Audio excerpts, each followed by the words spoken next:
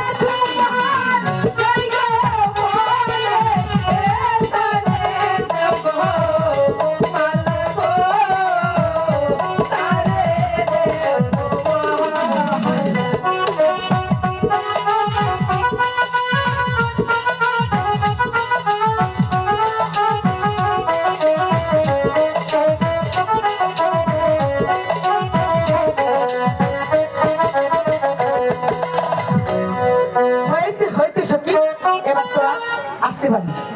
আচ্ছা সখী, মালাটা দিবি তো? আমরা একটু দেখে যেতে পারবো না? তাই বুঝি? ঠিক আছে, তোর ওখানে বস।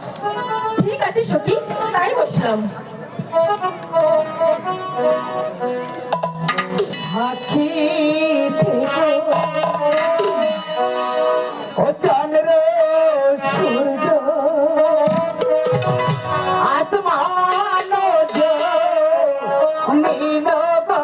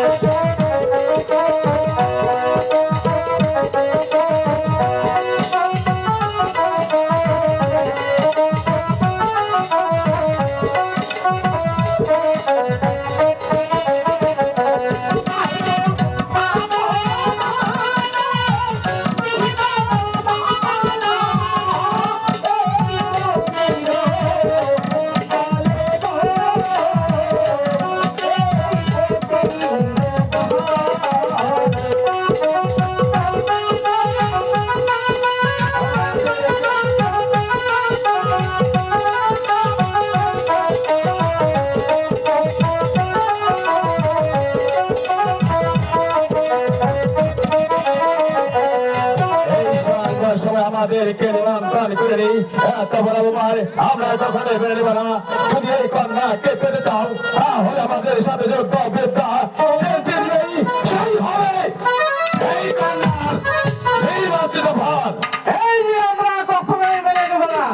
আমি হলাম চন্দ্রভদ্র রাজা, আমার মতো নজরুল থাকতেই অথচ আগে মালা পড়েছে মৃত্যুর গলায়। এই অপমান আমরা কিছুতেই মেনে নেব না। এখনই চন্দ্রাদেবীকে চুর করে ফেলে আমার মহলে নিয়ে যাবো।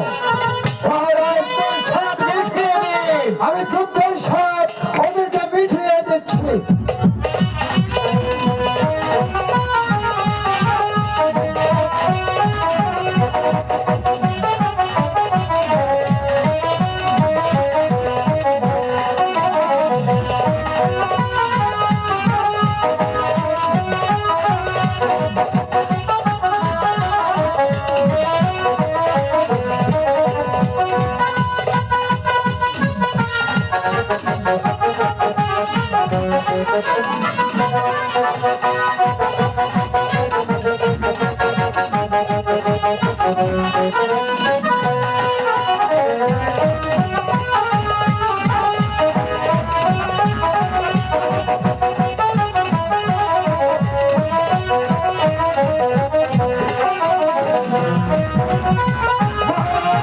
আমি শুভলগ্নে এমন একটা প্রকলঙ্ক হব, এই আমার কল্পনাতেই ছিল মহারাজ।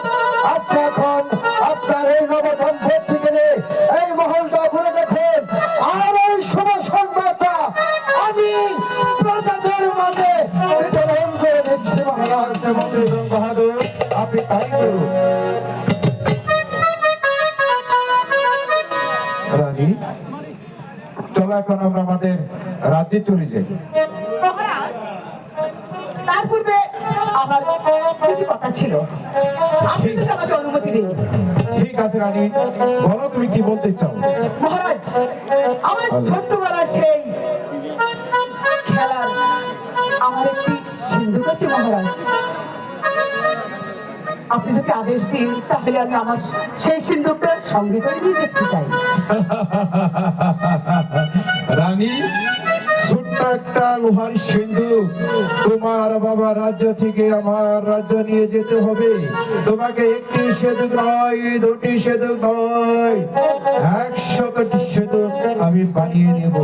চলো না আমার মহারাজ, আমি 100টা সিন্ধুক চাই না মহারাজ, কারণ সেই ছোট্টবেলা থেকে আমার সেই সিন্ধুকটি মহারাজ, আমি চাই এই সিন্ধুকটি আমার সঙ্গে নিয়ে যেতে।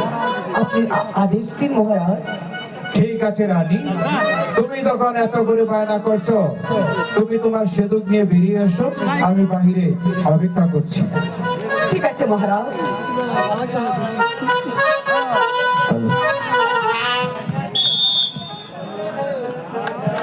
বন্ধুকে কেমন করে খবর পাঠাই, কি করে তাকে জানাই, আমি তো কিছু ভেবে পাচ্ছি না। আর খবর পাঠাতে হবে না, আমি এসে পড়েছি চন্দ্রা, আমি এসে পড়েছি গো। তুমি এসে পড়েছো? হ্যাঁ চন্দ্রা, আমি কি তোমাকে ছাড়া থাকতে পারি? ইস, এই তোমার তো হয় মনে কয় ওই সিন্ধুকের মধ্যে খুব কষ্ট হয়েছে। আরে চন্দ্রা, এই চন্দ্রা, বলো। এই এরকম কি দেখাচ্ছ তুমি? একটু এই একটু কি? আরে বুঝছো না তুমি?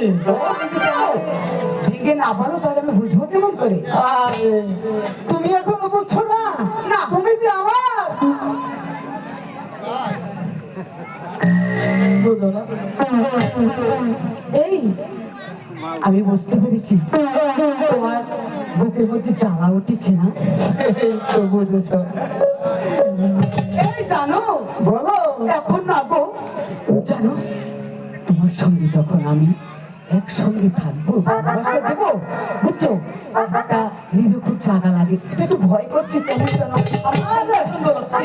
তুমি যে বুঝছো না, কিন্তু এই, এখন চলো পরে হবে, বুঝছে না?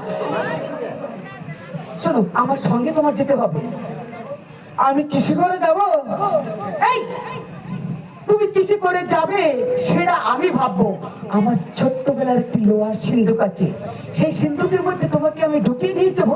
ওরে বাবা, ওরে বাবা। আমি এই সিন্ধুকে যেতে পারবো না। কেন? আমি তো বন্ধ হয়ে মারা যাবো। তার মধ্যে তুমি দম বন্ধ হয়ে মারা যাবে না, কারণ কি জানো, ওই সিন্ধুকে আমি দুটি ছিদ্র করে রেখেছি, তুমি ওখান থেকে নিঃশ্বাস দেবে আর নেবে, দেবে আর নেবে। এই তো একটি বুদ্ধিমানের মতো কাজ করেছো। তাহলে এখন চলো। চলো। ঠিক আছে, তাই চলো। খুব সুন্দর করে এই মহলটা সাজিয়েছি, এমন সুন্দর করে কি সাজিয়ে রেখেছে মহারাজ, বলুন তো এইরকমের রাজমহলের কত কে সাজিয়েছে মহারাজ? এই রাজমহলটা কে সাজিয়েছে তুমি জানতে চাও? হ্যাঁ মহারাজ, বলুন। এই রাজমহলটা সাজিয়েছে রানী রাজলক্ষ্মী। সে এখন এই পৃথিবীতে বেঁচে নেই, শুধু রয়েছে তার এই স্মৃতি। মহারাজ, রানী, মহারাজ, আমি পরস্পর জানতে পারলাম আপনার নাকি দুটি সন্তান আছে, তারা এখন কোথায়? তাদের তো এই রাস্তার সাথে দেখতে পাচ্ছি না। হ্যাঁ রানী, তুমি ঠিকই শুনেছ। আমার মাতৃহীনা দুটি অবুঝ দুটি সন্তান আপন দোলাল রয়েছে। তাদেরকে লেখাপড়া করার জন্য আমি মাস্টারের বাড়িতে দিয়েছি। মাস্টারের বাড়িতে রেখেছেন? জি রানী। মহারাজ, এতদিন ওদের মা ছিল না, তাই আপনি মাস্টারের বাড়িতে ওদের পাঠিয়ে দিয়েছেন। এখন তো আমি এসেছি মহারাজ, আপনার দুটি সন্তান আপনার দুলালকে আপনি রাস্তার সাথে ফিরিয়ে নিয়েছেন মহারাজ, আমি ওদেরকে দেখবো মহারাজ। রানী, বলুন মহারাজ। মাতৃহীন অবুঝ দুটি সন্তান আপন দোলালকে তুমি পারবে মায়ের স্নেহ মমতা দিয়ে লালন পালন করতে? কেন পারবো না মহারাজ? আমি তো একটা নারী, আর নারী হয়ে দুটি অবশ শিশুকে আমি লালন পালন করে মায়ের স্নেহ মমতা দিয়ে কেন করে তুলতে পারবো না মহারাজ? আপনি আপনি ওদেরকে নিয়ে এসুন মহারাজ, আমি ওদেরকে দেখবো। রানী, হ্যাঁ আমি আজ তোমার কথা শুনে খুব খুশি হয়েছি। আমি তোমার কথা মতো এখনই আপন দুলালকে নিয়ে আসছি। আরে কে আসিস? আপন দুলালকে দরবারে পাঠিয়ে দিই। সেনাপতি মীর কাসেমকে দরবারে পাঠিয়ে দিই। মহারাজের জয় হোক, মহারাজের জয়। একই মহারাজ রাজ সিংহাসনে বসে আসুন। আপনার বাম পাশে এই নারী কি? আমি যে চিনতে পারছি না মহারাজ। সেনাপতি মীর কাসেম, মহারাজ, আমি যখন হরিণ শিকার করতে অজয় রাজ্যে গিয়েছিলাম, তখন হঠাৎ করে আমার জল পিপাসা লেগে যায়। আর জল পান করবার জন্য যখন আমি ওই রাজ্যে যাই, ওইখানে গিয়ে দেখি স্বয়ংবর সভা চলছে। সেই স্বয়ংবর সভায় আমি অংশগ্রহণ করি। ভাগ্যের কি নির্মম পরিহাস, এই স্বয়ংবর সভার ভর মল্ল এসে পড়ে আমার গল্প। মহারাজ, আপনি ভুলে গিয়েছেন সেই প্রতিশ্রুতির কথা, যখন রানী রাজ লক্ষ্মী এই পৃথিবীতে শ্বাসের নিঃশ্বাস ত্যাগ করে, তখন আপনি তো গা ছুঁয়ে প্রতিজ্ঞা করেছিলেন এই পৃথিবীতে যতদিন বেঁচে থাকবে ততদিন কোনো দ্বিতীয়বার গ্রহণ করবেন না। মহারাজ, সেনাপতি মীর কাসেম, মহারাজ, তুমি এ নিয়ে কোনো দুঃখ করো না। এই যে আমার ভাগ্যের লিখন ছিল। মহারাজ, বলো সেনাপতি মীর কাসেম, আমি তো রানী রাজলক্ষ্মীর সঙ্গে কথা দিয়েছিলাম, সে কথা যে আমি আজই রক্ষা করতে পারলাম না।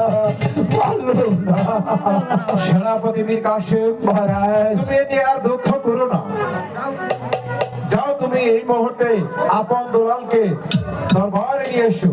মহারাজ, ছোট রানী, আপনি কি পারবেন মা হারা দুটি সন্তান আপনার দুলালকে আপনার চিরেহের সন্তানের ভালোবাসা দিয়ে আপনি কি পারবেন তাকে মানুষ করতে?